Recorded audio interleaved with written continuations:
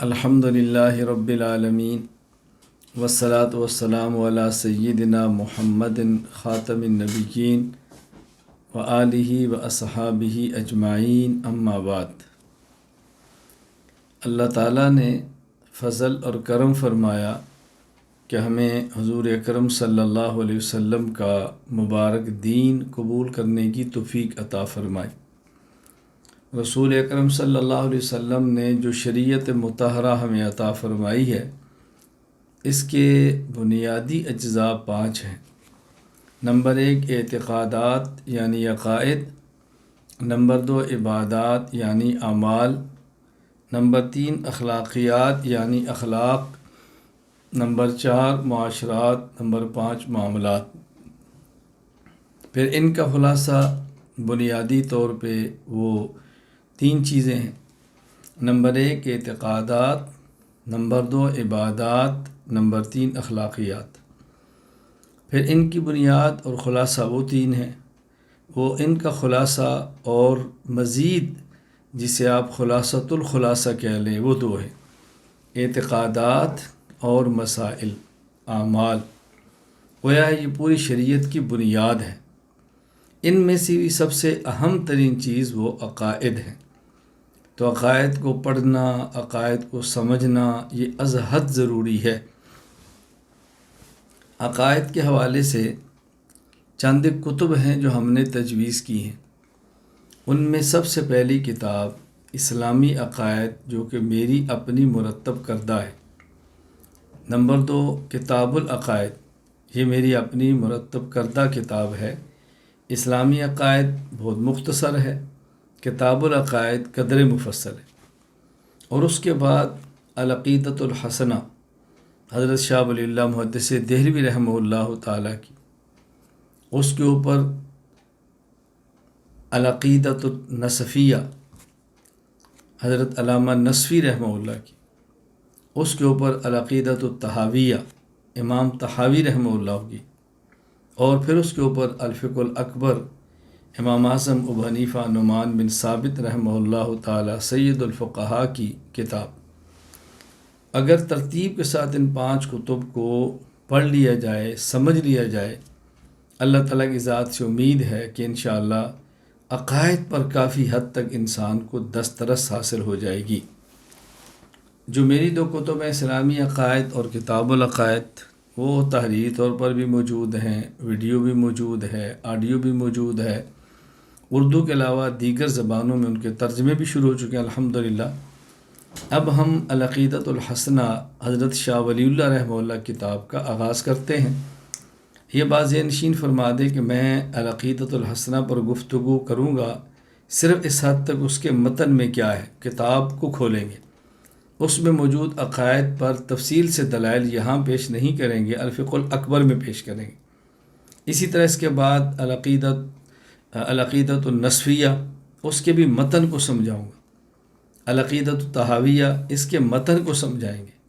اور اس کے بعد پھر الفقہ الاکبر جو ان تمام سے حجم میں چھوٹی ہے، اور اس کی شرح ہم نے بڑے بسط کے ساتھ کی ہے، اس پر انشاءاللہ تفصیل سے اللہ پاک نے چاہا تو گفتگو کریں گے۔ اب العقیدۃ الحسنہ کو ذرا پڑھ لیں اور سمجھ لیں۔ حضرت شاہ ولی اللہ رحمہ اللہ تعالیٰ کا نام تھا احمد، اور والد کا نام تھا عبد الرحیم۔ آپ کی وفات ہے 1176 ہجری میں۔ حضرت شاہ صاحب رحمہ اللہ تعالیٰ رسول اکرم صلی اللہ علیہ وسلم کی امت میں ایک اہم مقام رکھتے ہیں اور بڑی مقتدر شخصیت ہے۔ اللہ تعالیٰ نے بہت تجدیدی اور انقلابی کام ان سے لیے ہیں۔ اللہ تعالیٰ ان کے درجات کو بلند فرمائے، قبر کو منور فرمائے۔ العقیدۃ الحسنہ میں شاہ صاحب فرماتے ہیں، الحمدللہ رب العالمین، تمام تعریفیں اس اللہ کے لیے جو تمام جہانوں کا رب ہے، پروردگار ہے، پالنے والا ہے۔ والصلاۃ والسلام علی سیدنا محمد خاتم النبیین، اور صلاۃ و سلام، درود و سلام ہو ہمارے آقا خاتم النبیین حضرت محمد صلی اللہ علیہ وسلم پر، وآلہ، اور آپ کی ساری آل پر، واصحابہ، اور آپ کے تمام صحابہ پر، اما بعد۔ فیقول العبد الفقیر المفتقر الی رحمت اللہ الکریم احمد المدعوب بولی اللہ بن عبد الرحیم احسن اللہ تعالی الیہما۔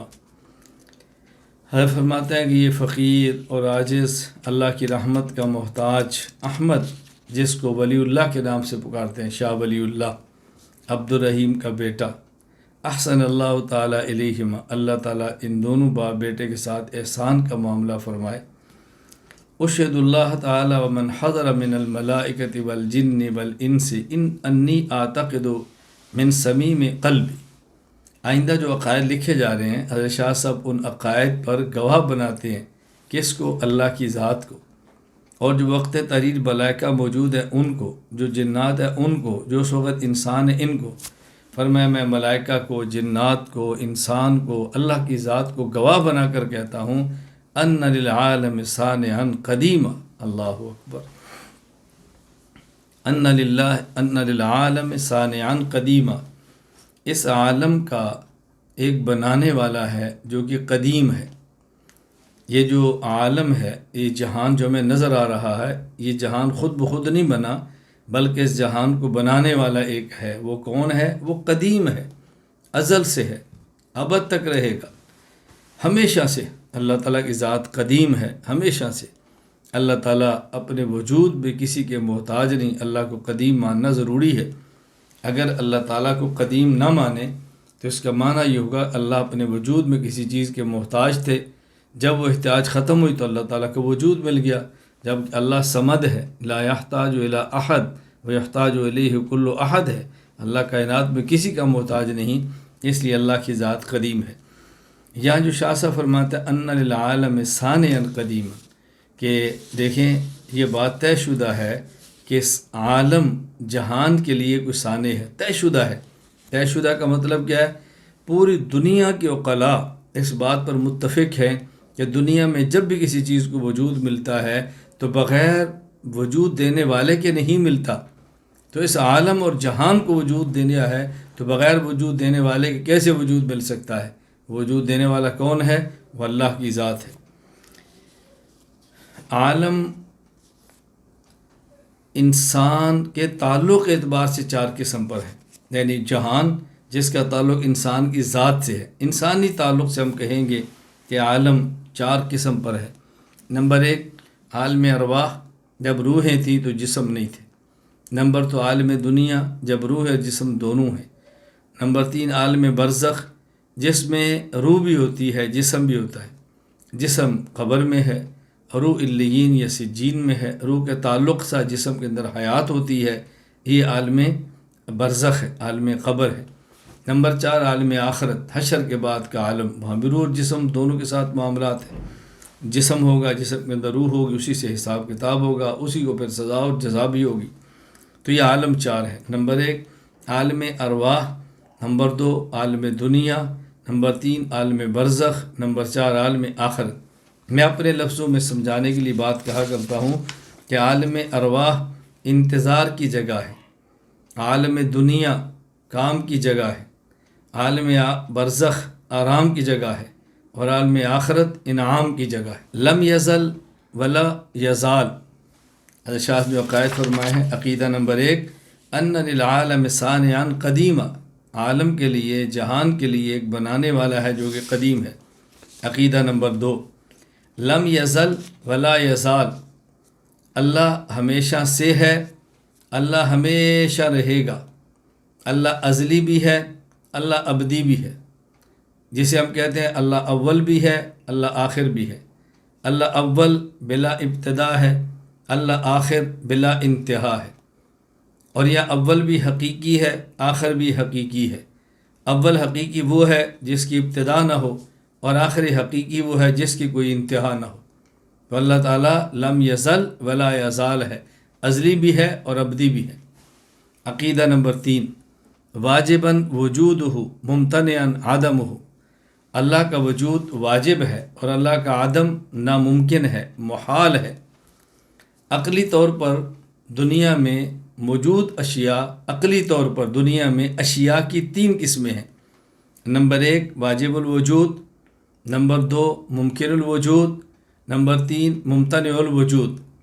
واجب الوجود جو اپنے موجود ہونے میں اور قائم رہنے میں کسی کا محتاج نہ ہو، یعنی اس کا وجود ذاتی ہو، یہ صرف اللہ ہے۔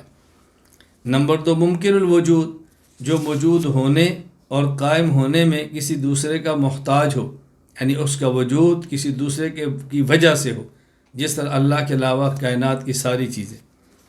ممتنع الوجود جس کا وجود ذاتی نہ ہو اور نہ کسی دوسرے کی وجہ سے معرض وجود میں آیا ہو، ایسی چیز کا عالم میں کوئی وجود نہیں ہے، یعنی کوئی جس کا وجود ذاتی بھی نہ ہو اور نہ کسی اور کی وجہ سے معرض وجود میں آیا ہو، ایسا ممکن ہی نہیں ہے۔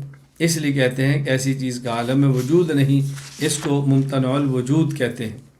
میں دوسرے لفظوں میں سمجھانے کے لیے کہتا ہوں واجب الوجود جس کا ہونا ضروری ہو، ممکن الوجود جس کا ہونا بھی ضروری نہ ہو، نہ ہونا بھی ضروری نہ ہو، دونوں جہتیں برابر۔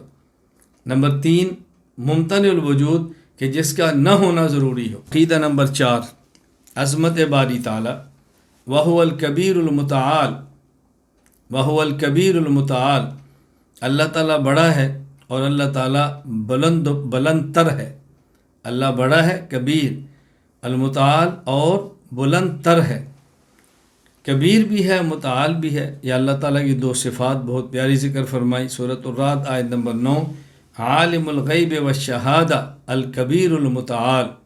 ان دونوں صفتوں کا اکٹھا تذکرہ اللہ نے قرآن کریم سورۃ الرعد میں فرمایا ہے۔ کبیر کسے کہتے ہیں اور متعال کسے کہتے ہیں؟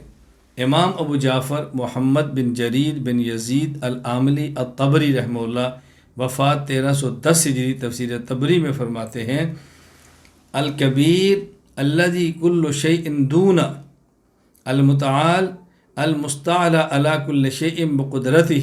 سورۃ الرعد آیت نمبر 9 کے تحت کبیر وہ ہے کل شیء دونہ، کبیر اس ذات کو کہتے ہیں کہ باقی تمام چیزیں اس سے چھوٹی ہوں، اور متعال المستعلی علی کل شیء بقدرتہ، متعال اسے کہتے ہیں جو اپنی قدرت کی وجہ سے تمام چیزوں سے بالا تر ہو۔ تو اللہ تعالیٰ کبیر بھی ہیں اور اللہ تعالیٰ متعال بھی ہیں، بلند بھی ہیں اور اللہ تعالیٰ بڑے بھی ہیں۔ عقیدہ نمبر 5 صفات کمال کا بیان، متصفا بجمیع صفات الکمال، منزہ من جمیع سمات النقص والزوال، وهو خالق لجمیع المخلوقات، عالم بجمیع المعلومات، قادر علی جمیع الممکنات، مرید لجمیع الکائنات، حی سمیع بصیر۔ اللہ تعالیٰ تمام صفات کمال کے ساتھ موصوف ہے، اللہ میں تمام صفات کمال موجود ہیں۔ اللہ تعالیٰ نقص اور زوال کی تمام علامات سے پاک ہے۔ اللہ تعالیٰ تمام مخلوقات کو پیدا کرنے والے ہیں، اللہ تعالیٰ تمام معلومات کو جاننے والے ہیں، اللہ تعالیٰ تمام ممکنات پر قادر ہیں، اللہ تعالیٰ تمام کائنات اللہ کے ارادے سے ہے، اللہ حی ہے، اللہ سمیع ہے، اللہ بصیر ہے۔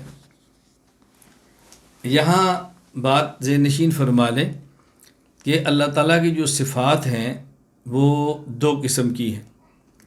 اللہ تعالیٰ کی صفات 2 قسم کی ہیں، صفات محکمہ اور صفات متشابہہ۔ پھر صفات محکمہ 2 قسم کی ہیں، نمبر 1 صفات ذاتیہ، نمبر 2 صفات فعلیہ۔ اور صفات متشابہہ یہ بھی 2 قسم کی ہیں، نمبر 1 متشابہ من کل الوجوہ، نمبر 2 متشابہ من بعض الوجوہ۔ صفات متشابہات من کل الوجوہ کا معنی کہ ان غیر معلوم المعنی غیر معلوم المراد، لغوی معنی بھی معلوم نہ ہو، مراد شرعی بھی معلوم نہ ہو، جیسے الف لام میم، حروف مقطعات، یہ اللہ کی صفات ہیں چونکہ اللہ کا کلام ہے اور کلام اللہ کی صفت ہے۔ نمبر 2 متشابہ من بعض الوجوہ، لغوی معنی معلوم ہو، مراد شرعی معلوم نہ ہو، جس طرح یدن، عین، وجہ جو اللہ کے لیے استعمال ہوئے قرآن کریم میں کہ لغوی معنی معلوم ہے لیکن مراد شرعی معلوم نہیں۔ اور اللہ تعالیٰ کی جو صفات ذاتیہ ہیں، اللہ تعالیٰ کی صفات ذاتیہ وہ 7 ہیں، نمبر 1 حیات، نمبر 2 علم، نمبر 3 قدرت، نمبر 4 ارادہ، نمبر 5 سمعن، نمبر 6 بصر بصیر، نمبر 7 کلام متکلم۔ یہ اللہ کی 7 صفات ہوئیں جو صفات ذاتیہ ہیں۔ حضرت شاہ صاحب رحمۃ اللہ علیہ نے یہاں صفات ذاتیہ میں سے 6 کا ذکر فرمایا ہے۔ اس مقام پر صفت کلام کا ذکر نہیں فرمایا۔ حیات، علم، قدرت، سمع اور بصر، اس کا ذکر فرمایا، کلام کا ذکر نہیں فرمایا۔ اس کی 2 وجہ ہو سکتی ہیں۔ ایک یہ کہ صفت کلام دیگر صفات کے تذکرے سے از خود سمجھ آ جاتی ہے۔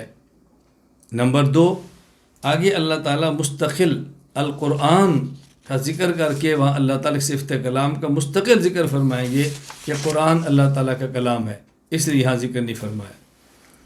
نمبر 6، مشابہ، مخالف اور شریک سے اللہ کی ذات پاک ہے۔ لا شبہ لہ ولا ضد لہ ولا ند لہ ولا مثل لہ، کوئی اللہ کے مشابہ نہیں، کوئی اللہ کے مخالف نہیں، کوئی اس کا شریک نہیں، کوئی اس کے مماثل نہیں۔ نمبر 1 اس کے مشابہ نہیں، نمبر 2 کوئی مخالف نہیں، نمبر 3 کوئی اللہ کا شریک نہیں، نمبر 4 کوئی مماثل نہیں۔ پہلی بات فرمائے لے شبہ لا، کوئی مشابہ نہیں۔ یہ شبہ اور مثل میں فرق کیا ہے؟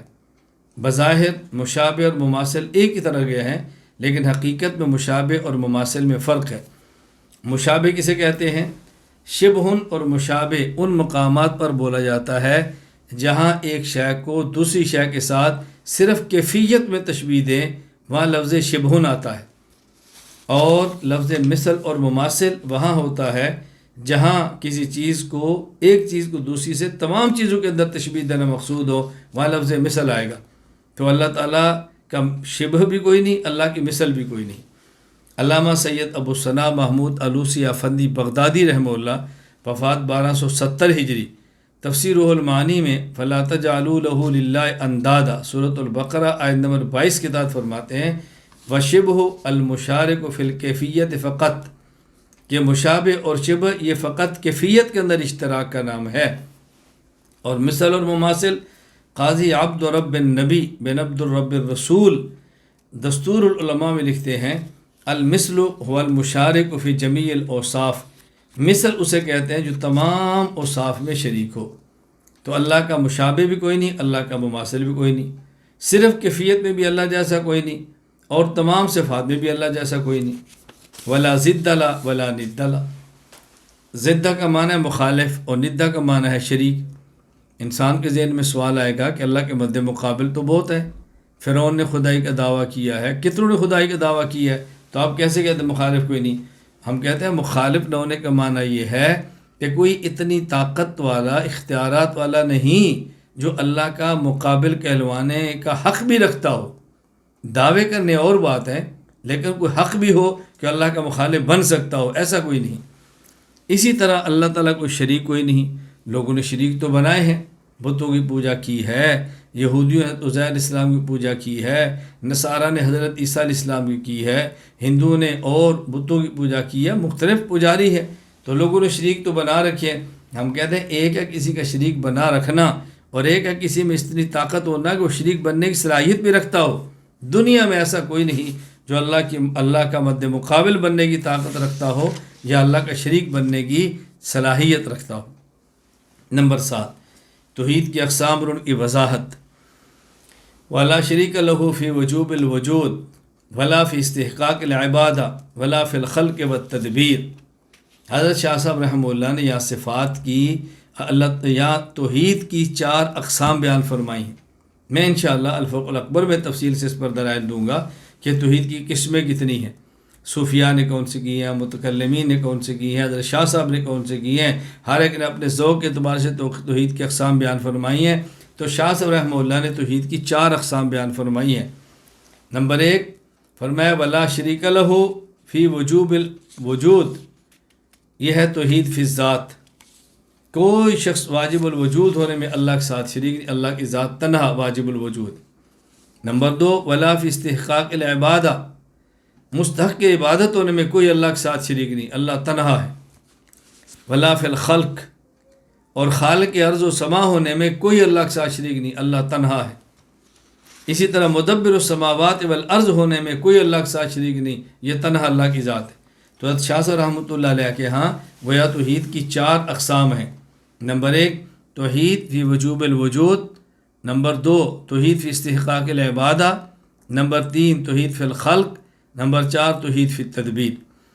فلا يستحق العبادة ای اقصى غایت التعظیم الا ہو، انتہائی درجے کی تعظیم جس میں انسان سجدے میں چلا جائے، یہ اللہ کے علاوہ کسی اور کی نہیں ہے۔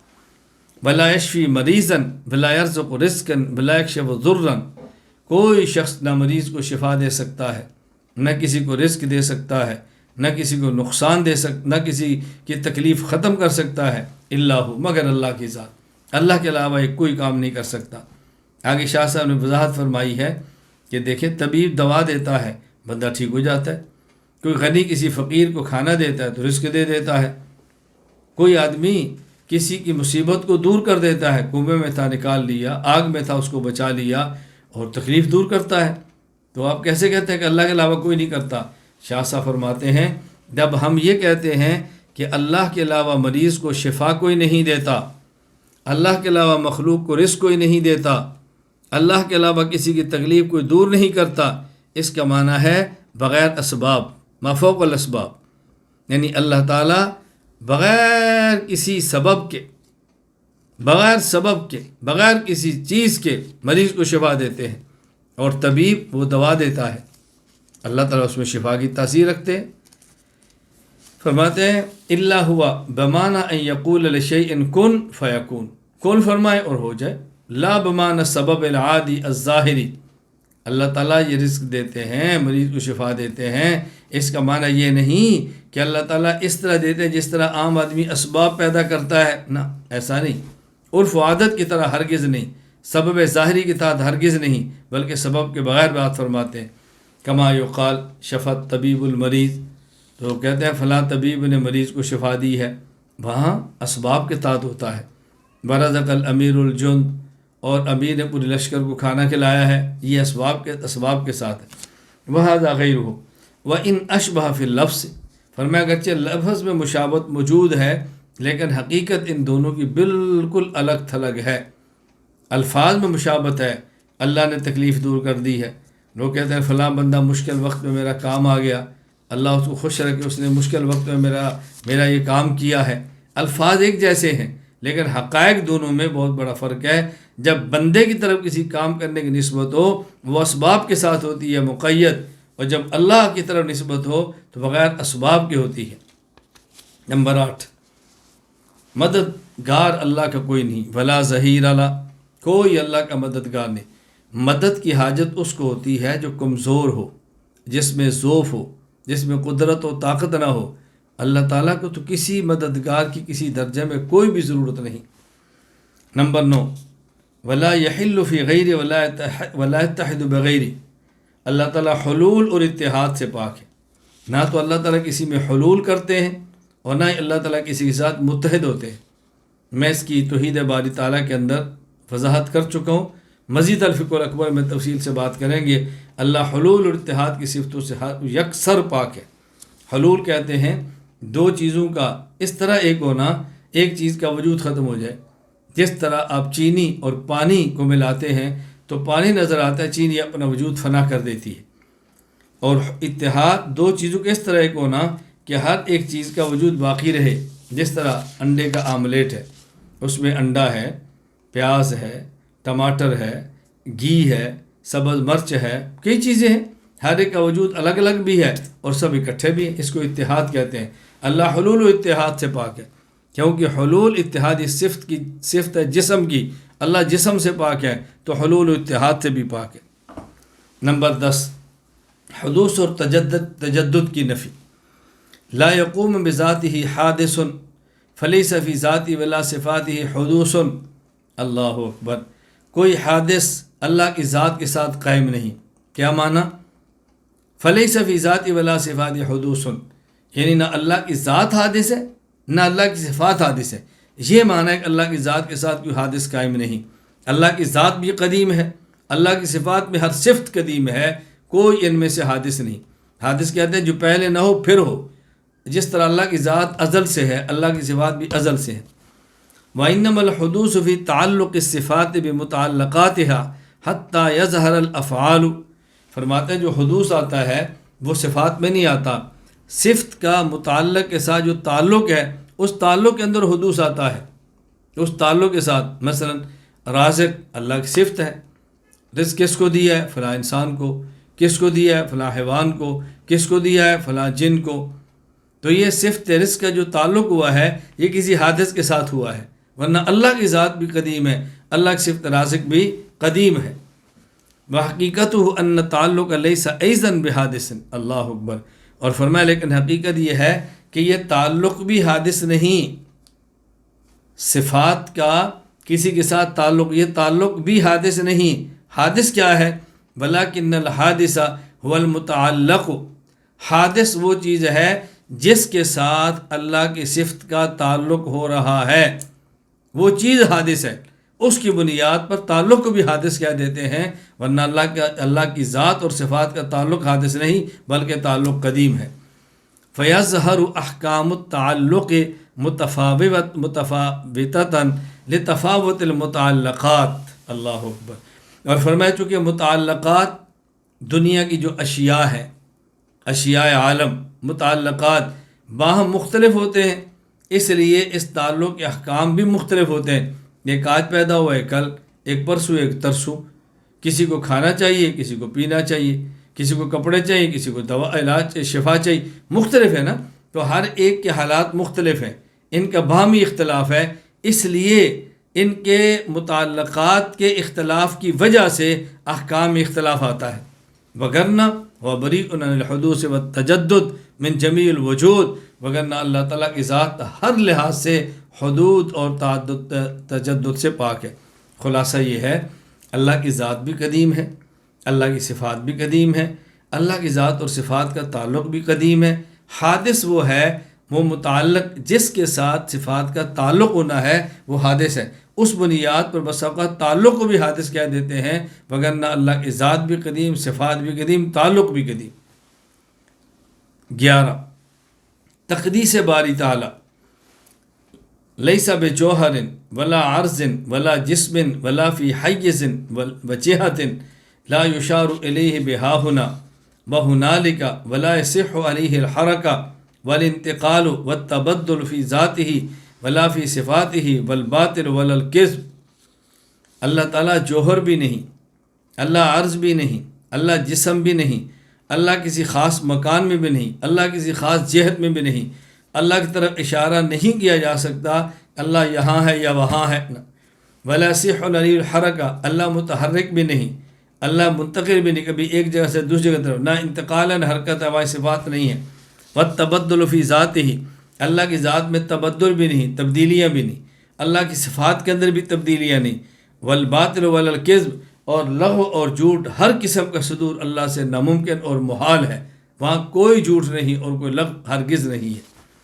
جوہر، عرض اور جسم، جوہر کہتے ہیں جو قائم بالذات ہو، اپنے وجود، اپنے قائم ہونے میں دوسرے کا محتاج نہ ہو، یہ کہتے ہیں جوہر جو قائم بالذات ہو، اور جسم، توجہ رکھنا، جوہر کہیں گے ایسے ممکن ہو جو اپنے وجود میں دوسرے کا محتاج، قائم بالغیر نہ ہو، خود بہت قائم ہو، اور عرض جو قائم بالغیر ہو، اور جسم دو یا دو سے زائد سے مرکب ہو، اس کو جسم کہتے ہیں۔ حیز مکان کو کہتے ہیں، جہت خاص طرف کو کہتے ہیں۔ اللہ تعالیٰ ان تمام چیزوں سے پاک ہے۔ یہاں ایک بات کی وضاحت اچھی طرح ذہن نشین فرما لیں۔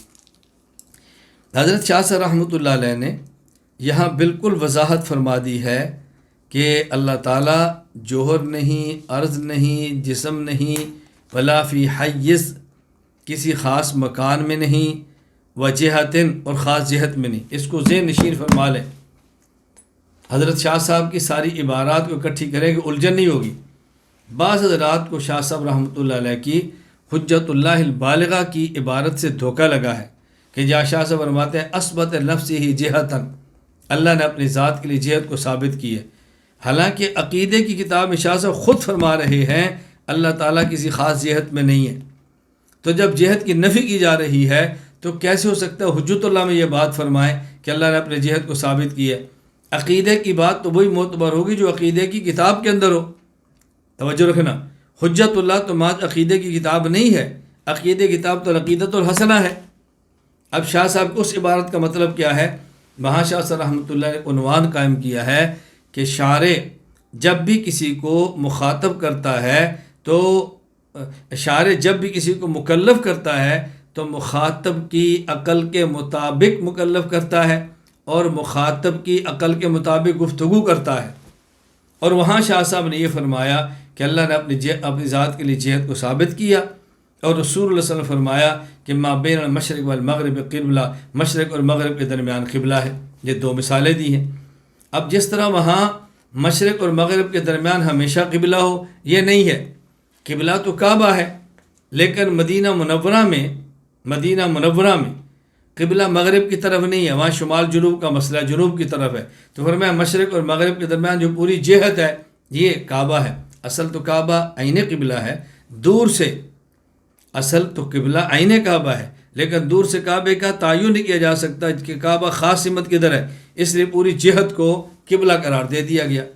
تو شاہ صاحب رحمۃ اللہ علیہ فرماتے ہیں کہ وہاں آدمی کی عقل اتنی ہی بات کو سمجھ سکتی ہے تو یہ بات فرمائی۔ اسی طرح اللہ کی ذات کو عام انسان کے لیے سمجھنا مشکل ہے، تو اللہ تعالیٰ نے فوق کی نسبت فرما دی کہ اللہ تعالیٰ فوق ہے، فوق ہے۔ یہاں عقیدہ تحاویہ کے اندر بھی آگے آئے گا، اور یہ ساتھ فرماتے ہیں کہ جہت اللہ کے لیے نہیں ہے۔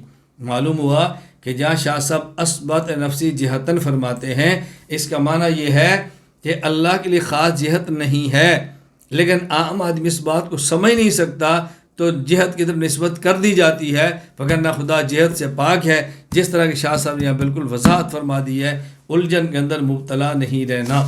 یہ بات اچھی طرح ذہن نشین فرما لیں۔ 12 استواء العرش کا معنی یہاں بھی اچھی طرح سمجھیں۔ شاہ صاحب فرماتے ہیں وَهُوَ فَوْقَ الْعَرْشِ كَمَا وَصَفَ نَفْسَهُ وَلَكِنْ لَا بِمَعْنَى التَّحَيُّزِ وَلَا الْجِهَةِ بَلْ لَا يَعْلَمُ كُنْهَ هَذَا التَّوَفُّقِ وَالِاسْتِوَاءِ إِلَّا هُوَ وَالرَّاسِخُونَ فِي الْعِلْمِ مِمَّنْ آتَاهُ اللَّهُ مِن لَّدُنْهُ عِلْمًا۔ اللہ تعالیٰ فوق العرش ہے، لیکن وہ ایسے ہیں جیسے اللہ نے بیان فرما دی ہے۔ مستوی العرش ہے، مستوی العرش مانتے ہیں، وَلَكِنْ لَا بِمَعْنَى التَّحَيُّزِ، اس معنی یہ نہیں کہ اللہ عرش پر ایسے ہیں جیسے کوئی کسی مکان پر ہوتا ہے۔ عرش اللہ کے لیے مکان نہیں ہے، اور نہ ہی اللہ پر عرش ہونے کا معنی یہ ہے کہ اللہ خاص جہت کی طرف ہے، یہ بھی نہیں ہے۔ اب دیکھو یہاں شاہ رحمۃ اللہ علیہ فوق العرش فرما رہے ہیں اور ساتھ تحیز اور جہت کی نفی بھی فرما رہے ہیں۔ اس کا معنی کیا ہے؟ اللہ مستوی علی العرش ہے، اس کا معنی یہ نہیں کہ جس طرح مخلوق میں سے کوئی کسی چیز کے اوپر ہو اللہ اسی طرح عرش پر ہے، یہ ہرگز نہیں ہے۔ اس لیے وہ تحیز مکان بھی نہیں اور خاص جہت بھی نہیں، نفی فرما دی۔ اور فرمایا کہ وہ کیسے ہیں، اس کو یا اللہ خود جانتے ہیں یا راسخین فی العلم، جن کو خدا نے علم لدنی عطا فرمایا ہے وہ جانتے ہیں۔ باقی اس کے علاوہ ہم اعتماد کریں گے، مان لیں گے، اس کو سمجھنا اور مکمل طور پہ اس کے مفہوم کے ادراک کرنا ہمارے اختیار میں نہیں۔ کتنی واضح بات فرما دی۔ اب دیکھو شاہ صاحب رحمۃ اللہ علیہ نے یہاں عقیدہ نمبر 11 میں بھی نفی فرما دی، ولا فی حیز وجہۃ، اللہ خاص مکان میں نہیں، خاص جہت میں نہیں۔ عقیدہ نمبر 12 یہاں بھی نفی فرما دی، وَلَٰكِن لَّا بِمَعْنَى التَّحَيُّزِ وَلَا الْجِهَةِ، اللہ تعالیٰ تحیز اور جہت سے پاک ہے، مکان اور جہت سے پاک ہے۔ تو پھر یہ کیوں فرمایا فوق العرش؟ اس کا معنی یہ ہے کہ تحیز اور جہت سے پاک ہیں، جس طرح ہم کسی شخص کے کسی پر ہونے کا معنی ہی سمجھتے ہیں فلاں مکان میں ہے اور فلاں جہت میں ہے، یوں اللہ فوق العرش ہوتے ہوئے خاص جہت اور خاص مکان میں نہیں، بلکہ اللہ کی صفت ہے جس کو اللہ ہی جانتے ہیں اس کا معنی کیا ہے، ہم اس کے معنی کا تعین نہیں کرتے درجہ یقین میں۔ یہ شاہ صاحب کی بات اچھی طرح سمجھ۔ یہاں شاہ صاحب رحمہ اللہ فرماتے ہیں ممن آتاہ اللہ من لدنہ علم۔ میں نے بتایا تھا کہ اصول تفسیر کے اندر کہ کسی بھی شخص کو تفسیر کا حق تب ہوتا ہے جب علوم تفسیر اس کو 15 آتے ہوں، اس میں ایک علم لدنی بھی ہے، تو اس کے پاس علم لدنی بھی ہو۔ بہت سارے لوگ پوچھتے ہیں علم لدنی کیا ہے؟ علم لدنی کا خلاصہ رسول اکرم صلی اللہ علیہ وسلم نے فرمایا کہ من عامل بما علم علمہ اللہ ما لم یعلم، یا فرمایا ورثہ اللہ ما لم یعلم او کما قال، جو شخص اپنے علم پر عمل کرتا ہے اللہ اس کو وہ علوم بھی عطا فرماتے ہیں جو اس نے پڑھے نہیں ہوتے. یہ ہے علم لدنی، یعنی شریعت پر عمل کی برکت سے اللہ انسان کا دماغ اور سینہ کھول دیتے ہیں کہ بعض علوم پڑھے نہیں ہوتے لیکن اس کے سینے پر علوم منکشف ہو جاتے ہیں. اس کا نام ہے علم لدنی، خالص اللہ کی طرف سے ہے جو پڑھنے سے تعلق نہیں رکھتا، بے علم لدنی. نمبر 13 رؤیت باری تعالیٰ. ہمارا عقیدہ ہے اللہ تعالیٰ کے قیامت کو دیدار ہوگا. اس پر گفتگو فرماتے ہیں وَهُوَ مَرْئِيٌّ لِّلْمُؤْمِنِينَ يَوْمَ الْقِيَامَةِ بِوَجْهَيْنِ، قیامت کے دن مؤمنین کو اللہ تعالیٰ کا دیدار نصیب ہوگا جس کی دو صورتیں ہوں گی، جس کی دو صورتیں ہیں. أَحَدُهُمَا أَن يَنْكَشِفَ عَلَيْهِمْ انْكِشَافًا بَلِيغًا أَكْثَرَ مِنَ التَّصْدِيقِ بِهِ عَقْلًا. اللہ اکبر. اس کی ایک صورت یہ ہے کہ مومنین پر اس طرح کامل طور پر اللہ منکشف ہو جائیں جو عقلی طور پر تصدیق کرنے سے بھی زیادہ ہو. كَأَنَّهُ الرُّؤْيَةُ بِالْبَصَرِ، گویا کہ اس کو آنکھ سے دیکھ رہے ہیں، جسے ہم کہتے ہیں نا میرا وجدان یہ بات کہتا ہے، میرا ذوق یہ بات کہتا ہے، میرا دل اس بات کی گواہی دیتا ہے، یہ بات مجھ پر روز روشن کی طرح واضح ہے، مجھے سورج کے چڑھنے پر اتنا یقین نہیں جتنا مجھے اس بات پر یقین ہے.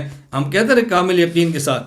یہ فرماتے ہیں ایک تو اللہ کے دیدار کا معنی یہ ہے کہ اللہ کی ذات بندے پر ایسے منکشف ہو جائے جیسے آنکھوں سے دیکھ رہا ہے، اور جس طرح انسان عقل سے اللہ کی تصدیق کرتا ہے اس سے بھی زیادہ انسان کے سینے پر کوئی چیز کھل جائے.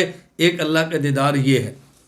من غیر محاذات و مقابلت و جہت، یہ نہیں کہ آمنے سامنے ہے، محاذات میں ہے، ایسا نہیں ہے، اور کسی خاص رنگ کے اندر ہے، کسی خاص شکل کے اندر ہے، ایسا بھی نہیں ہے.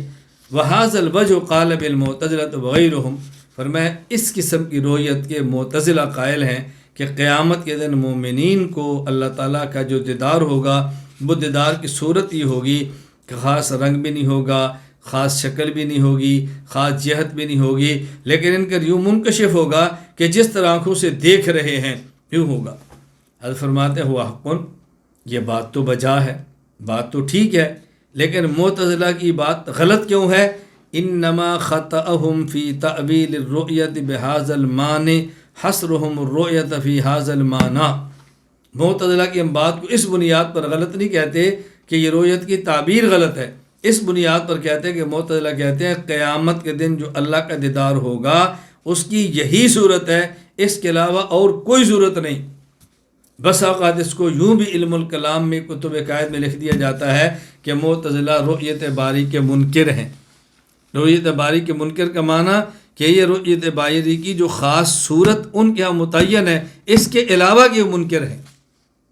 یہ ان کی خطا اور یہ ان کی غلطی ہے. ارے شاہ صاحب فرماتے ہیں کہ دوسری صورت کیا رؤیت کی؟ ان یتمثل لهم بصورت کثیرت کما هو المذکور فی السنہ فیرونه بابصار بالشکل واللون والمواجہۃ کما یقع فی المنام کما اخبر به النبی صلی اللہ علیہ وسلم حیث قال. پھر میں دوسرا یہ ہے اللہ تعالیٰ مؤمنین کے سامنے مختلف صورتوں میں متشکل ہوں، رنگ بھی ہو، شکل بھی ہو، جہت بھی ہو، جس طرح کہ اللہ تعالیٰ کو مؤمنین نے اپنی آنکھوں سے دیکھا ہے. اور رسول اکرم صلی اللہ علیہ وسلم فرمایا رأیت ربی فی احسن صورت، میں نے اللہ کو خوبصورت ترین شکل کے اندر دیکھا ہے. توجہ رکھنا. اور فرمایا فیرون ہناک عیانا کما یرون فی الدنیا مناما، جس طرح اہل ایمان میں سے بعض بڑے مرتبے کے لوگ اللہ کو یوں دیکھتے ہیں نیند کے اندر، خواب میں دیکھتے ہیں. یہ نہیں کہ حقیقت دنیا میں وجود کے ساتھ دیکھتے ہیں کہ اللہ کی شکل بھی ہے، رنگ بھی ہے، ایسا نہیں ہے. جس طرح خواب میں دیکھ لیتے ہیں کہ اللہ کا دیدار ایسے ہو رہا ہے کہ رنگ بھی ہے، شکل بھی ہے، خاص بھی ہے. اور حضور فرماتے اللہ تعالیٰ کو میں نے بھی یوں دیکھا ہے. فرمایا جس طرح یہاں پر دیکھتے ہیں اس طرح اللہ تعالیٰ کو قیامت کے دن یہ دیکھ لیں گے، جس طرح خواب میں دیکھ رہے ہیں اس طرح وہاں دیکھیں. ایک صورت یہ بھی ہے. شاہ صاحب فرماتے ہیں وَهَذَانِ الْوَجْهَانِ نَفْهَمُهُمَا وَنَعْتَقِدُهُمَا یہ دو صورتوں کو ہم سمجھتے بھی ہیں، اعتقاد بھی رکھتے ہیں۔ وَإِن كَانَ اللَّهُ وَرَسُولُهُ أَرَادَ بِالرُّؤْيَةِ غَيْرَهُمَا، اگر اللہ اور اللہ کے رسول کی مراد اس کے علاوہ رؤیت کی کوئی اور صورت ہو تو وہ بھی حق ہے۔ آمنا بمراد اللہ تعالیٰ ورسولہ وَإِن لَّمْ نَعْلَمْ بِعَيْنِهِ ذَلِكَ، اگر اس کے علاوہ ہم اس پر بھی یقین رکھتے ہیں، اگرچہ ہم اس کے علاوہ کی صورت کو نہیں جانتے، ہمارے علم میں نہیں ہے، لیکن ہم اس کو پھر بھی مانتے ہیں، ہم پورا اعتماد رکھتے ہیں۔ تو دو صورتیں شاہ صاحب نقل فرما دی، اور یہ فرمایا اس کے علاوہ بھی کوئی صورت اللہ کے علم میں تو ہمارے علم میں نہیں، ہم اعتقاد رکھتے ہیں۔ معتزلہ کی طرف صرف ایک صورت کا جزم ہم نہیں کرتے۔ نمبر 14، مشیت، ارادہ اور رضا الہی۔ ما شاء اللہ کان وما لم یشاء لم یکن، اللہ تعالیٰ جو چاہتا ہے وہ ہو کر رہتا ہے، اور جو نہیں چاہتا وہ ہرگز نہیں ہوگا۔ یہ بات بہت اچھی طرح سمجھ لیں، بہت اچھی طرح اس کو سمجھ لیں۔ عقیدہ نمبر 14، مشیت، ارادہ، رضا الہی، ان کو سمجھنا ہے۔ عقیدہ نمبر 14، مشیت الہی، مشیت الہی، ما شاء اللہ کان وما لم یشاء لم یکن، جو اللہ چاہتے ہیں وہ ہوتا ہے، جو اللہ نہیں چاہتے وہ نہیں ہوتا، وہ ہرگز نہیں ہوتا۔ یہ مشیت ہے۔ مشیت کا معنی وہ نہیں جو ہم سمجھ رہے ہوتے ہیں، وہ سمجھے جو مشیت کا معنی شریعت میں ہے۔ ہمارے یہاں مشیت کا معنی ہوتا ہے اللہ نے چاہا تو گناہ کیا، اللہ نہ چاہتے میں گناہ نہیں کر سکتا تھا، چونکہ اللہ کی مشیت بغیر ہوتا ہی نہیں، تو پھر گناہ میں میرا کیا قصور ہے؟ یہ معنی مشیت کا نہیں ہے۔ مشیت کا معنی ہے اللہ نے چاہا کہ بندے کو میں دو اختیار دے دوں، وہ چاہے تو زنا کر لے، چاہے تو نکاح کر لے۔ اب بندے نے جو زنا کیا ہے، اس لیے نہیں کہ اللہ چاہتے ہیں بندہ زنا کرے، اس لیے کہ اللہ نے چاہا تو بندے کو زنا کا اختیار دیا۔ اگر اللہ یہ اختیار نہ دیتے، یہ مشیت نہ ہوتی، یہ آپشن ہی نہ ہوتا کہ یہ بھی اختیار ہے، تو بندہ کیسے کر لیتا؟ اختیار دیا ہے تو بندے نے کیا ہے۔ یہ معنی مشیت الہی کا۔ ہم مشیت کا معنی چاہت سمجھتے ہیں کہ اللہ کی چاہت ہے، چاہت اور چیز ہے، اس کو رضا کہتے ہیں، اور یہاں مشیت کا معنی اپنے ارادے سے اختیار دینا ہے، یہ اور چیز ہے۔ اسی طرح عقیدہ نمبر 15، ارادہ الہی۔ فالکفر والمعاصی بخلقہ و ارادتہ لا برضاہ، لا برضاہ۔ کفر اور معاصی اللہ کی تخلیق ہیں، اللہ سے ارادے سے ہیں، لیکن اللہ ان پر راضی نہیں۔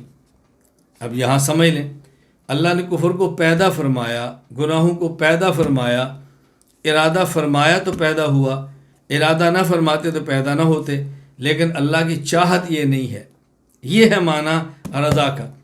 زنا کو پیدا اللہ نے فرمایا، کرتا بندہ ہے، تو اللہ کی مشیت ہے، اللہ کی رضا نہیں ہے۔ مشیت کا معنی کہ اللہ نے اختیار دیا ہے کہ بندہ چاہے تو یہ کر لے، چاہے تو یہ کر لے۔ اللہ نے چاہا کہ میں بندے کو اختیار دے دوں، اللہ نے دے دیا، یہ ہے مشیت۔ اور کسی کام پہ اللہ راضی ہیں، یہ چاہت ہے، یہ مشیت نہیں، اس کو رضا کہتے ہیں۔ توجہ سے بات سمجھ لیں، اللہ تعالیٰ نے چاہا، اللہ تعالیٰ نے ارادہ فرمایا کہ بندے کو میں اختیار دے دوں زنا کا بھی اور نکاح کا بھی، یہ اللہ کی مشیت ہے۔ اللہ نے ارادہ فرمایا، اختیار دے دیا۔ اب بندہ اگر زنا کرتا ہے تو اس بنیاد پر کہ اللہ نے اختیار دیا ہے، اللہ اختیار ہی نہ دیتے بندہ کیسے کرتا؟ نکاح کرتا ہے اس بنیاد پر کہ اللہ نے اختیار دیا ہے، اللہ اختیار ہی نہ دیتے تو بندہ کیسے کرتا؟ ہاں، اس میں اللہ کی رضا شامل نہیں ہے، اللہ کی چاہت زنا کی نہیں، اللہ کی چاہت نکاح کی ہے، اور مشیت میں زنا بھی ہے، مشیت میں نکاح بھی ہے۔ اس لیے مشیت اور رضا میں فرق اچھی طرح سمجھیں، الجھن کے اندر مبتلا نہیں ہونا۔ عقیدہ نمبر 16، باری تعالیٰ کی شان بے نیازی۔ وغنی لا يحتاج الى شيء في ذاته وصفاته، اللہ ایسا غنی ہے، اللہ ایسا بے نیاز ہے کہ اللہ تعالیٰ اپنی ذات اور صفات میں دنیا میں کسی کا محتاج نہیں۔ نہ اللہ اپنی ذات میں کسی کا محتاج ہے، نہ اللہ تعالیٰ اپنی رضا، نہ اللہ تعالیٰ اپنی صفات میں کسی کا محتاج ہے۔ اللہ تعالیٰ ذات اور صفات میں غنی ہے، اللہ کو کسی کی کوئی حاجت نہیں۔ اسی کو کہتے ہیں اللہ الصمد، لا يحتاج الى احد، وَيَحْتَاجُ إِلَيْهِ كُلُّ أَحَدٍ. اس بات کو اچھی طرح سمجھ لیں، اللہ ہمیں بات سمجھنے کی توفیق عطا فرمائے. عقیدہ نمبر 17. وَلَا حَاكِمَ عَلَيْهِ وَلَا يَجِبُ عَلَيْهِ شَيْءٌ بِإِيجَابِ غَيْرِهِ. نعم قد يعد شيئا فوفى بالوعد كما ورد فهو ضامن على اللہ. کو اس پر کسی کی کوئی حاکمیت نہیں چلتی، اللہ پر کسی کا کوئی اختیار نہیں چلتا کہ اللہ کے ذمے کوئی چیز واجب ہو کسی اور کے واجب کرنے سے. ایسا ہرگز نہیں کہ اللہ کے ذمے کوئی چیز لازم ہو کسی اور نے لازم کر دی خدا پر لازم ہو جائے، ایسا ہرگز نہیں. ہاں کبھی اللہ کسی چیز کا وعدہ فرماتے ہیں تو پھر وعدہ وفا بھی فرماتے ہیں. جب وعدہ فرما لیں وعدہ وفا فرماتے ہیں، اور اللہ کے وعدہ کر کے وعدہ وفا کا نام یہ ہے کہ یہ اللہ کے ذمے ہے. یعنی جس طرح کے بعض احادیث میں ہے کہ اللہ پاک فرماتے ضامن اللہ، یہ اللہ کے ذمے ہے. جس طرح بعض احادیث میں آتا ہے تو یہ ضامن اللہ کا معنی یہ ہے کہ اللہ نے وعدہ کیا، اللہ اپنے وعدے کو پورا فرماتے ہیں. تو یہ نہیں کہ کسی نے خدا کے اوپر ذمہ کر دیا تو اللہ اس ذمہ داری کو ضرور نبھاتے ہیں، ایسا ہرگز نہیں. عقیدہ نمبر 18. افعال خداوندی کا حکمت اور مصلحت پر ہونا. عقیدہ نمبر 18. وجمیع افعالہ یتضمن الحکمت والمصلحت الکلیۃ علی ما یعلم ولا یجب علیہ اللطف الجزئی الخاص او الاصلح خاص. اللہ تعالیٰ کے تمام افعال حکمت اور کامل مصلحت پر ہوتے ہیں، جیسا کہ اللہ تعالیٰ خود جانتے ہیں ان کے کام میں کون سی حکمت ہے. ہم اس کو نہیں جانتے، کبھی کسی حکمت کا پتہ چل جاتا ہے کبھی نہیں چلتا. لیکن اللہ تعالیٰ پر کسی خاص شخص کے ساتھ لطف و احسان کا معاملہ کرنا یا کسی خاص بندے کو خاص نفع پہنچانا واجب نہیں ہے. یعنی لوگوں کی رعایت کرنا خدا پر واجب نہیں ہے. یہ الگ بات ہے کہ اللہ تعالیٰ کے افعال حکمت سے خالی نہیں ہوتے، لیکن ان کے ذمے کچھ نہیں ہے. عقیدہ نمبر 19. لا قبیح منہ ولا ينسب فيما يفعل او يحكم الى جور او ظلم. اللہ تعالیٰ سے کبھی کوئی قبیح، عیب دار، معیوب بات سرزد نہیں ہوتی. اللہ تعالیٰ کے کسی فعل اور اللہ کسی حکم میں کبھی بھی ظلم کی نسبت نہیں ہوتی. وما ربک بظلام للعبید. کبھی بھی کہ خدا کسی پر ظلم کر دیں، ایسا ہرگز نہیں ہوتا. عقیدہ نمبر 20. یرائی الحکمت فیما خلق وامر لا انہ یستکمل نفسہ وصفاتہ بشیء وان یکون لہ حاجۃ وغرض فإن ذلک ضعف وقبح. اللہ تعالیٰ نے جو کچھ پیدا فرمایا یا اللہ نے جس چیز کا حکم دیا اس میں حکمت کی اللہ رعایت ضرور فرماتے ہیں، لیکن اس کا مطلب یہ نہیں کہ اس تخلیق سے یا اس حکم دینے سے اللہ تعالیٰ اپنی ذات یا صفات کی تکمیل فرماتے ہیں.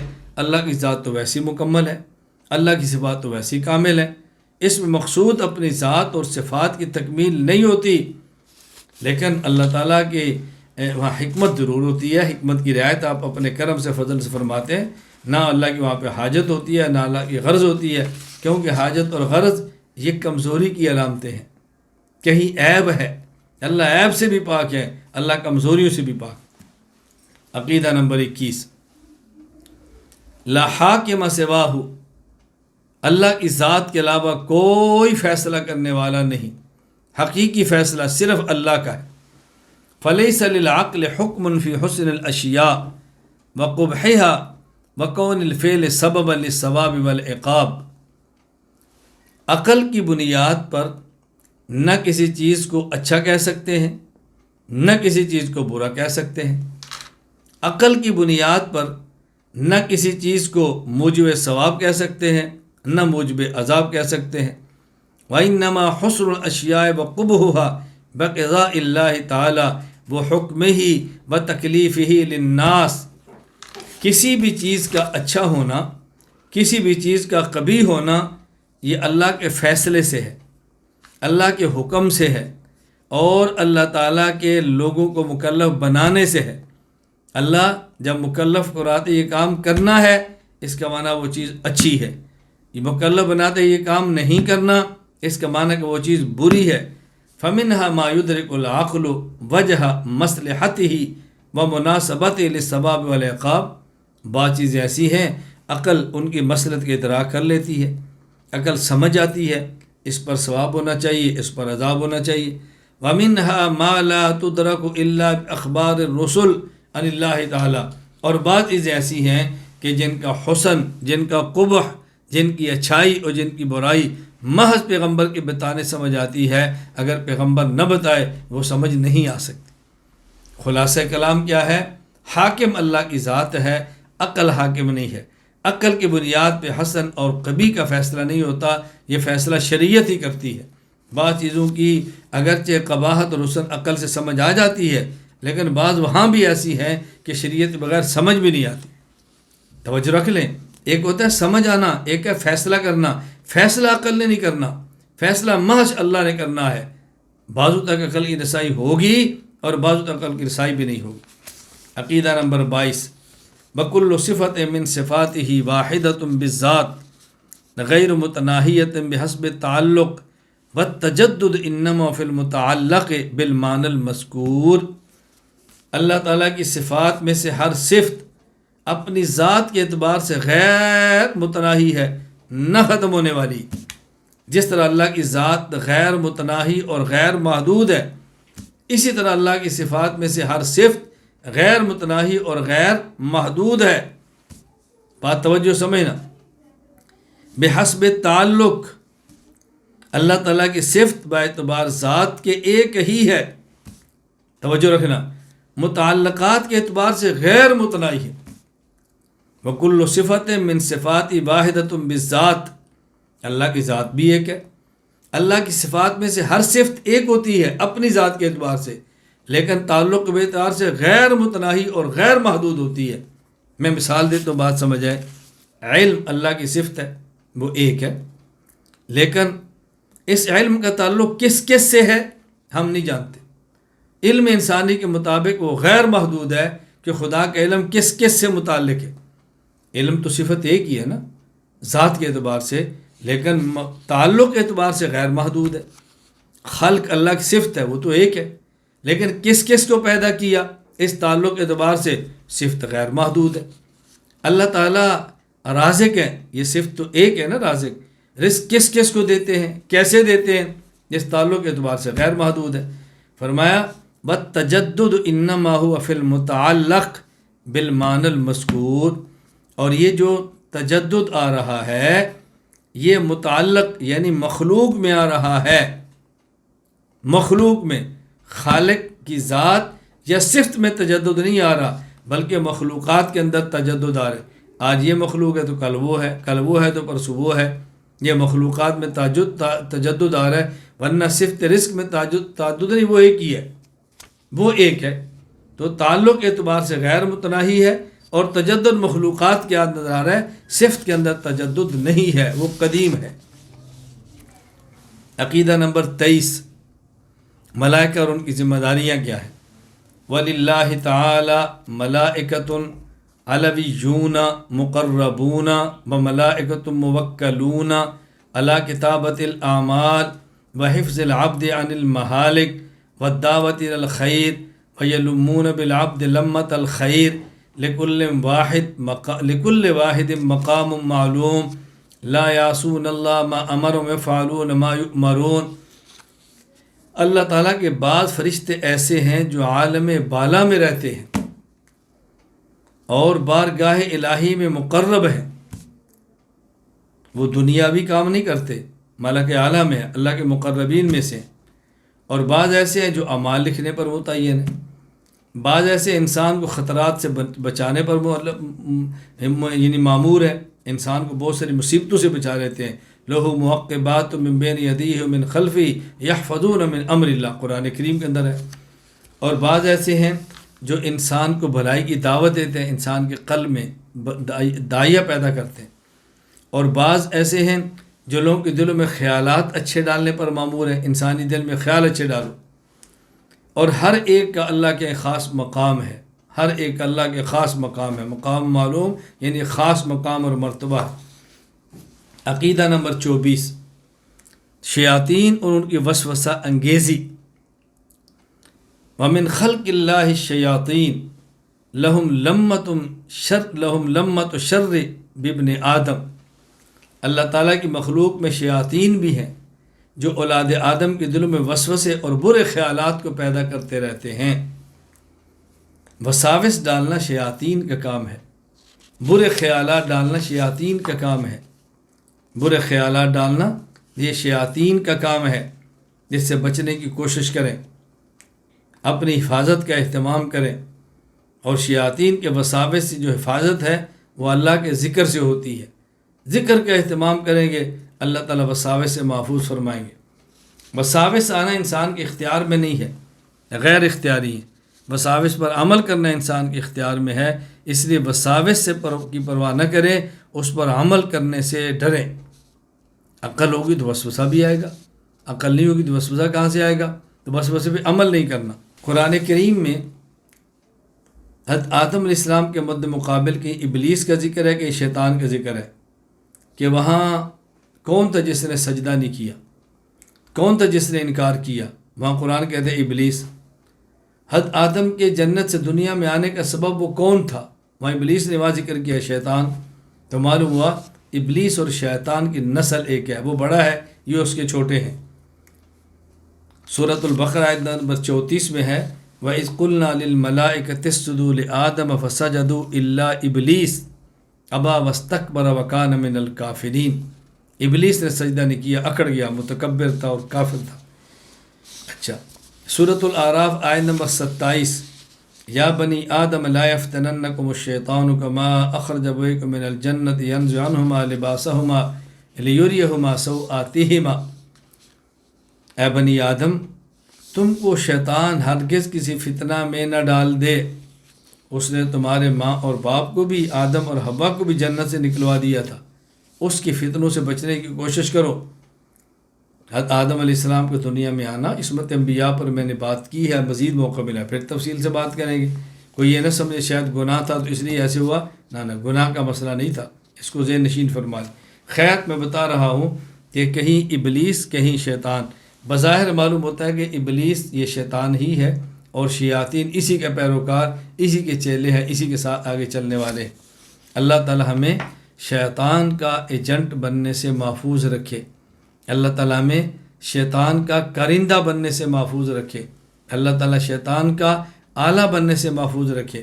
یہ کیا شیطان کے ہتھے چڑھ جانا اور گناہ کر لینا، اور ایک ہے شیطان کا آلہ کار بن کے گناہوں کا داعی بن جانا. یہ اور زیادہ خطرناک ہے، یہ اور زیادہ خطرناک ہے. تو انسان شیطان کے ہتھے بھی نہیں چڑھنا، بچنا ہے، اس کو دشمن سمجھے، اور شیطان کا آلہ کار بھی نہیں بننا. یہ اس سے بڑا جرم ہے. اللہ تعالی ہماری حفاظت فرمائے. دوسری بات یہ سمجھیں کہ شیاطین جو وسوسے پھیلاتے ہیں، میں نے بتایا یہ چھوٹے ہیں، شتونگڑے ہیں، اور ان سب کا بڑا وہ ابلیس ہے. ان سب کا بڑا وہ ابلیس ہے. سورۃ الاعراف آیت نمبر 27 میں ہے اِنَّهُ يَرَاكُمْ هُوَ وَقَبِيلُهُ مِنْ حَيْثُ لَا تَرَوْنَهُمْ إِنَّا جَعَلْنَا الشَّيَاطِينَ أَوْلِيَاءَ لِلَّذِينَ لَا يُؤْمِنُونَ. وہ تمہیں دیکھتا ہے، ہوا وقبیلہ من حیث لا ترونہم، وہ اور اس کا قبیلہ، اس کے ساتھی تمہیں دیکھتے، تم ان کو نہیں دیکھ رہے. اس کو بڑا کریا ہے، باقی اس کے ساتھی ہیں، باقی اس کے چمچے ہیں، چیلے ہیں. اور اس کا تخت سمندر پہ لگا ہوتا ہے. شیطان صبح و شام حاضریاں دیتے ہیں، رات والے صبح جاتے ہیں، صبح والے رات کو جاتے ہیں، ڈیوٹیاں دیتے ہیں، اور واپس جا کر بتاتے ہیں کہ اس نے کیا کام کیا، اس نے کیا کام کیا، اس نے کیا کام کیا. اللہ تعالی ہماری حفاظت فرمائے. مجھ سے ایک بار ایک بندے نے پوچھا کہ رمضان مبارک میں شیاطین کو بند کر دیا جاتا ہے تو پھر بھی انسان گناہ کیوں کرتا ہے؟ شیاطین کو بند کر دیا جاتا ہے تو پھر بھی گناہ کیوں کرتا ہے؟ میں نے کہ اس کی وجہ تو عام محدثین اور شرائع حدیث نے بیان فرمائی ہے کہ انسان گناہ کر کر کے اتنا عادی ہو جاتا ہے کہ رمضان میں آنے پر شیطان کے بہکانے کے بغیر اپنی عادت کی بنیاد پہ گناہ کرتا ہے. وہ عادی ہو چکا ہوتا ہے، چھوڑنا اس کو مشکل ہوتا ہے. اور دوسری بات میں کہتا ہوں، ایک ہے دنیا میں سمجھانے کے لیے عرض کیا کرتا ہوں، بوسٹر ایک مرکز ہوتا ہے ایک اس مرکز کے آگے بوسٹر ہوتے ہیں. مثلا جس طرح ہمارے ہاں ٹیلی فون کا نظام ہے، موبائل چل رہے ہیں، ایک حد ہے وہاں پر مرکز سگنل دیتا ہے، اور جہاں اس کے سگنل نہیں جاتے وہاں پہ آپ بوسٹر کھمبے لگائے جاتے ہیں مرکز سگنل لے کر آگے پہنچانے کے لیے. تو شیطان 11 مہینے میں کام کرتا ہے، اور رمضان کے آتے ہی جب اس کی نشریات بند ہوتی ہیں تو اس کے بعد پھر اس کے بوسٹر کام شروع کرتے ہیں جو مساجد میں فساد پھیلاتے ہیں، لوگوں کی ذہن سازیاں غلط کرتے ہیں، اور اس کے چیلے لوگوں کو گناہوں کی ترغیب دیتے ہیں، اس کے بوسٹر آگے اپنا کام شروع کر دیتے ہیں. اللہ تعالی ہمیں شیطان کا بوسٹر بننے سے محفوظ رکھے. اللہ تعالی ہماری حفاظت فرمائے، اس کی بہت زیادہ دعا فرمایا کرے. عقیدہ نمبر 25، قرآن مجید وحی الہی والقرآن کلام اللہ. میں نے گزشتہ اوراق میں ذکر کیا تھا، حضرت شاہ صاحب نے صفات ذاتیہ میں 6 کو ذکر کیا، اور کلام جو 7ویں صفت ہے اس کو چھوڑا ہے. اس کی ایک وجہ یہ ہو سکتی ہے کہ آگے مستقل اس کا ذکر کیا جا رہا ہے. فرماتے ہیں والقرآن کلام اللہ اوحى اللہ الی نبینا محمد صلی اللہ علیہ وسلم. قرآن اللہ کا کلام ہے جو آپ نے ہمارے نبی حضرت محمد صلی اللہ علیہ وسلم پر بطور وحی کے نازل فرمایا. قرآن کریم میں اللہ تعالیٰ ارشاد فرماتے ہیں وما كان لبشر ان يكلمه الله الا وحيا او من وراء حجاب او يرسل رسولا فيوحي باذنه ما يشاء فهذا حقیقت الوحی. کہ اللہ تعالیٰ جب بھی بشر سے ہم کلام ہوتے ہیں تو یہاں اس کی 3 صورتیں بیان فرمائی. کسی کے دل میں بات کا القاء فرماتے ہیں، کسی کے دل میں بات کو اللہ تعالیٰ ڈال دیتے ہیں. نمبر 2، پس پردہ کے پیچھے اللہ ہم کلام ہوتے ہیں. نمبر 3، اللہ فرشتہ بھیج کر فرشتے کے ذریعے سے ہم کلام ہوتے ہیں. یہ 3 طریقے ہیں اللہ تعالیٰ کے بندوں پر وحی بھیجنے کے. اس کا ذکر قرآن کریم کے اندر اللہ پاک نے خود ارشاد فرمایا. یہاں ایک اہل بدعت کا نظریہ ہے، اور اس نظریے پر ان کی یہ آیت بطور دلیل کے پیش کی جاتی ہے. ان کا عقیدہ کیا ہے کہ رسول اکرم صلی اللہ علیہ وسلم اپنی ذات کے اعتبار سے بشر نہیں. دلیل قرآن کہتا ہے کہ اللہ تعالیٰ جب بشر سے بات کریں تو 3 طریقوں میں سے کوئی ایک طریقہ اختیار فرماتے ہیں. وما كان لبشر ان يكلمه الله الا وحيا او من وراء حجاب او يرسل رسولا. بشر کے ساتھ جب اللہ بات کریں تو 3 طریقوں میں سے ایک طریقہ ہوگا، یا اس کے دل میں القاء فرمائیں گے، اس کے دل میں بات ڈال دیں گے، یا اللہ تعالیٰ پس پردہ اس سے بات کریں گے جس طرح موسیٰ علیہ السلام سے ہوا، دیدار نہیں کرا، گفتگو فرمائی، یا اللہ تعالیٰ فرشتہ بھیج کر اپنے پیغمبر کو پیغام دے دیں گے. حضور اکرم صلی اللہ علیہ وسلم سے اللہ تعالیٰ نے معراج کی رات جو گفتگو فرمائی، نہ تو بات دل میں القاء ہے، نہ بغیر پردے کے ہے، نہ بدریہ فرشتہ ہے. براہ راست اللہ تعالیٰ خود ہم کلام ہوئے، رسول اللہ صلی اللہ علیہ وسلم سے دیدار بھی ہوا، ہم کلام بھی ہوئے. اگر آپ بشر ہوتے تو بشر کے ساتھ کلام کی 3 صورتیں متعین ہیں. یہ 4تھی صورت کا ہونا اس بات کی دلیل ہے کہ آپ بشر نہیں تھے. یہ ان کی اہل بدعت کا استدلال ہے. اچھی طرح ذہن نشین فرمائیں. ہم نے کہا ایک جواب تو یہ ہے کہ عمومی قانون اور ضابطہ یہی ہے کہ کسی بھی بشر سے گفتگو کرنے کے لیے اللہ تعالیٰ ان 3 طریقوں میں سے ایک طریقہ اختیار فرماتے ہیں، یا بات دل میں ڈال دیتے ہیں، یا اللہ تعالیٰ پردے کے پیچھے ہم کلام ہوتے ہیں، اور یا اللہ تعالیٰ فرشتہ بھیجتے ہیں. اور یہ جو 4تھا طریقہ رسول اللہ صلی اللہ علیہ وسلم کے ساتھ ہے، یہ عام ضابطے سے ہٹ کر ہے جو آپ کی خصوصیت ہے، اور حضور پاک کی خصوصیت ہے، اس میں کوئی شک نہیں. یہ ہمیں خصوصیت کا قول کیوں کرنا پڑا؟ اس لیے کہ آپ کی بشریت پر قرآن کریم کی وہ نصوص قطعیہ ہیں جس کا انکار کرنے سے بندہ مسلمان نہیں رہ سکتا. آپ کا بشر ہونا ایک قطعی امر ہے، اس کے بغیر بندہ مسلمان ہی نہیں ہوتا. تو جب اس کے خلاف ایک بات آ رہی ہے تو دونوں میں ایسی بات کرو کہ تطبیق ہو، قرآن میں تعارض نہ ہو. اس لیے ہم کہتے ہیں رسول اللہ صلی اللہ علیہ وسلم بشر ہیں، اور یہ آپ کی خصوصیت ہے.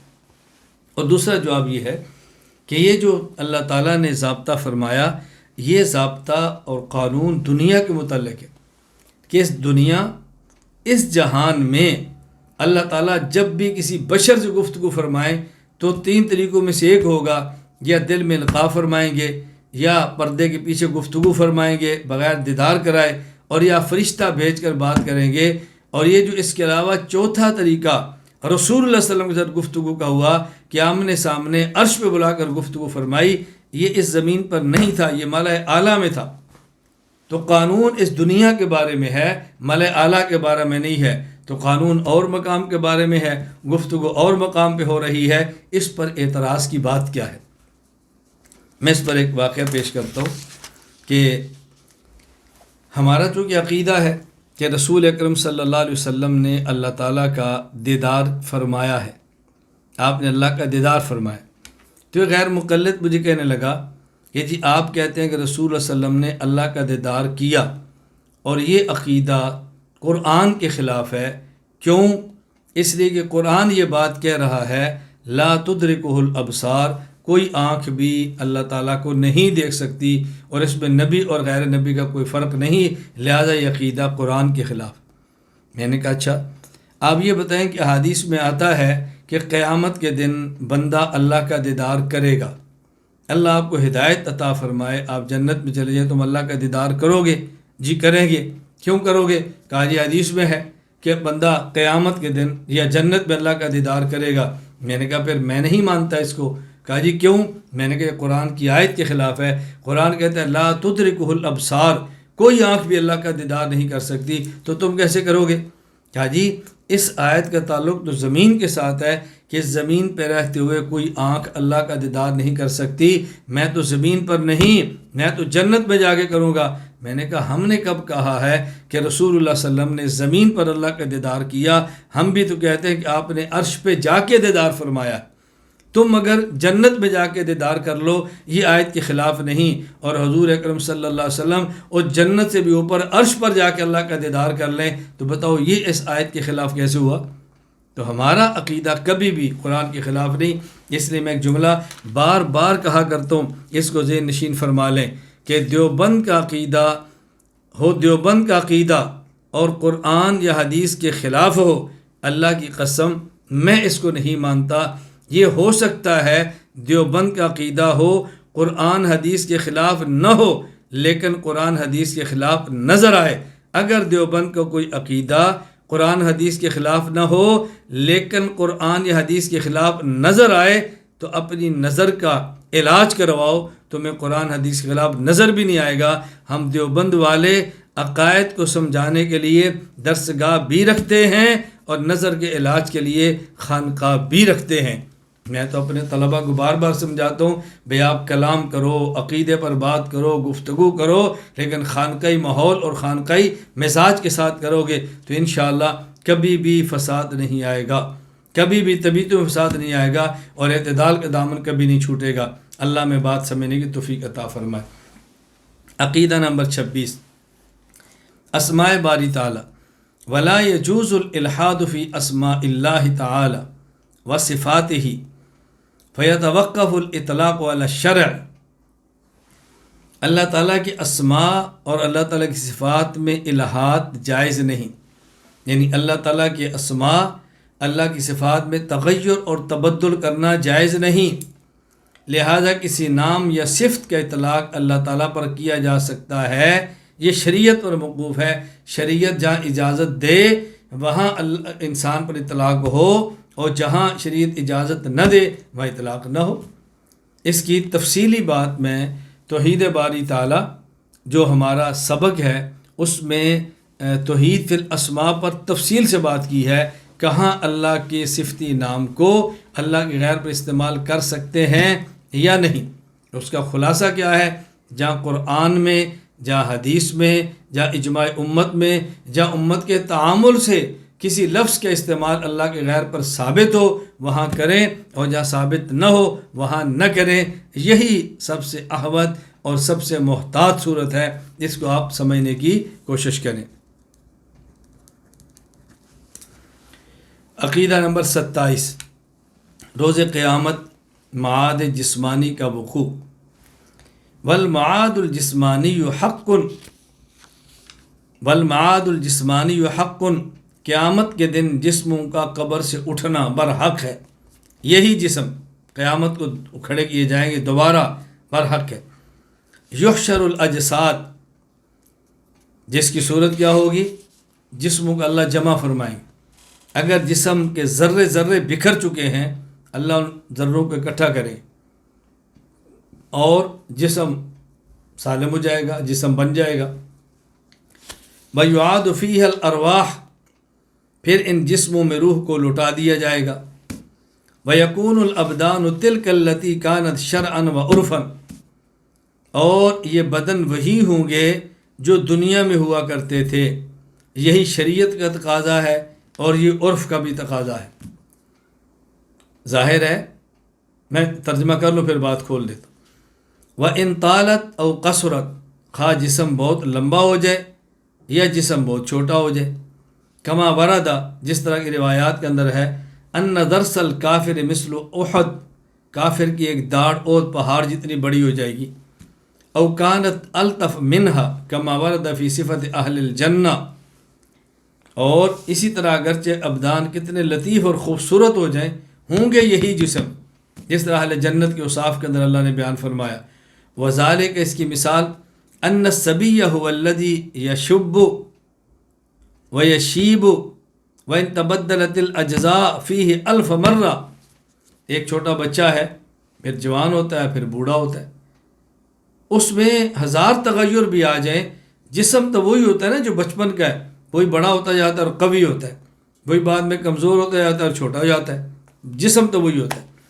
اب شاہ صاحب رحمۃ اللہ علیہ فرماتے ہیں، ایک بات سمجھیں کہ ہمارا اہم عقیدہ یہ ہے کہ جو جسم دنیا میں نیک اعمال یا برے اعمال کرتے ہیں، جو جسم دنیا میں ایمان لاتے ہیں یا کفر کا ارتکاب کرتے ہیں، یہی جسم قیامت کے دن ان کے ذرے اکٹھے کر کے جسم کو بنا دیا جائے گا، اسی کے اندر روح کو ڈال دیا جائے گا، اور یہ وہی جسم ہوں گے جو دنیا والے ہیں۔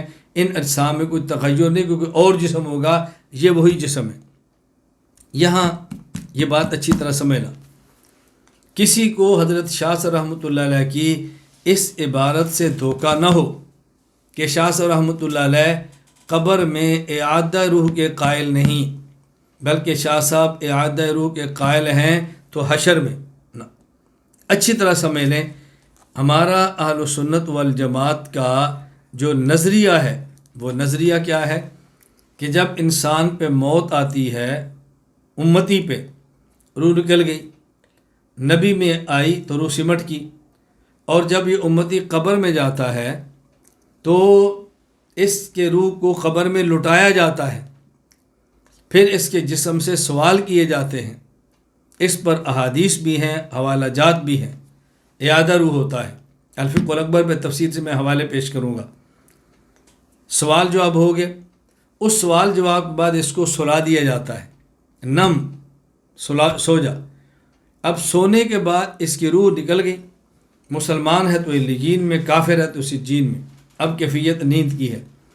تو ایک بار اعادہ روح قبر میں ہوتا ہے، پھر روح نکل کے روح کا تعلق رہتا ہے، اسی تعلق سے ثواب و عذاب قبر میں ہوتا ہے، اور قیامت کے دن یہی جسم جو قبر میں ذروں میں بکھر گیا ہے، ٹکڑوں میں بٹ گیا ہے، پانی میں بہہ گیا ہے، سب اس کی قبر ہے، سب اس کی قبر ہے۔ قبر کسے کہتے ہیں؟ جہاں میت یا میت کے اجزاء ہوں، اسی کا نام قبر ہے۔ جہاں میت خود ہو یا میت کے اجزاء ہوں، کوئی شخص پانی میں گرا اور بہہ گیا، اجزاء پانی میں تحلیل ہو گئے، جہاں جہاں ذرات بکھر گئے، سب اس کی قبر ہے۔ کسی شخص کو جانور نے کھا لیا، فضلے سے باہر نکال دیا، جہاں ذرات ہو گئے وہی اس کی قبر ہے۔ کسی شخص کو کسی نے قتل کیا، اس کی لاش کو جلا دیا، مر گیا، لاش کو جلایا، اس کے ذروں کو ہوا میں بکھیر دیا، وہی قبر ہے۔ کس شخص کو جلایا، اس کی راکھ کو پانی میں بہا دیا، وہی اس کی قبر ہے۔ ان تمام ذرات سے روح کا تعلق قائم کر کے اللہ تعالیٰ مسلمان ہے تو ثواب، کافر ہے تو عذاب دیتے ہیں۔ اور یہی جسم جب قیامت کو اللہ تعالیٰ اکٹھے فرماتے ہیں، ان کو اکٹھا کر کے پھر روح کو ڈالتے ہیں، تو پھر چلتا پھرتا انسان ہوتا ہے۔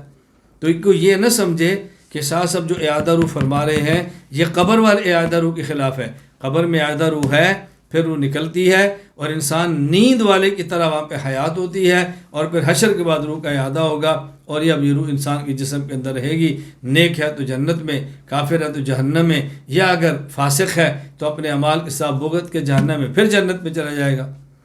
تو یہ شاہ صاحب نے رحمۃ اللہ نے یہ بات سمجھائی ہے، اور ایک بات یہ سمجھائی کہ قیامت کے دن جو اعادہ معاد ہوگا، یعنی اٹھنا، وہ صرف روح کا نہیں، اس جسم کا ہوگا۔ نمبر 2، اسی جسم میں روح کو لٹایا جائے گا۔ نمبر 3، یہی جسم ہوگا، وہ بڑا ہو یا چھوٹا، دکھ ہو یا سکھ، جسم یہی ہوگا، کوئی جسم الگ نہیں ہوگا۔ اور مثال دی، جس طرح بچہ یہ چھوٹا سا جسم ہوتا ہے، پھر طاقتور ہوتا ہے، جسم بڑا ہوتا ہے، پھر ایک وقت آتا ہے جوانی کے بعد بڑھاپا آتا ہے، لاغر ہوتا ہے، جسم چھوٹا بھی ہو جاتا ہے، لیکن یہ جسم وہی ہے جو بچپن والا ہے، کوئی نیا جسم نہیں ہے۔ عقیدہ نمبر 28، والمجازات والمحاسبات والصراط والمیزان حق، جزا اور سزا، اللہ، نیک اعمال پہ جزا ہے، برے پر سزا ہے، اور حساب کتاب، نیک کا نامہ اعمال دائیں ہاتھ میں، برے کا بائیں ہاتھ میں، نیک کا نامہ اعمال آگے سے، برے کا پیٹھ کے پیچھے سے، یہ جو اس کا نامہ اعمال ہاتھ میں دیا جائے گا۔ بس صراط اور پل صراط، 500 سال چڑھنا، 500 سال گزرنا، 500 سال اترنا، یہ پل صراط۔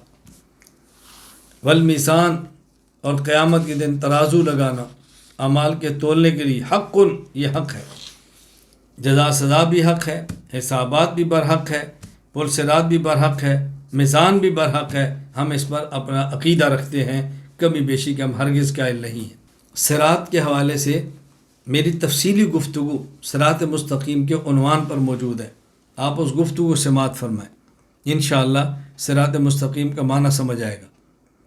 وگرنہ کہ ایسا نہ ہو کہ حضرت حکیم الامت مجدد الملت مولانا اشرف علی تھانوی نفر اللہ مرقدہ نے ایک بار وعظ فرمایا، اور وعظ میں ایک بات فرمایا کہ ایک عالم تھے اور وہ بیان فرما رہے تھے کہ نماز پڑھا کرو، روزے رکھا کرو، زکوٰۃ دیا کرو، گناہوں سے بچا کرو، ورنہ پل صراط سے گزرنا بہت مشکل ہوگا۔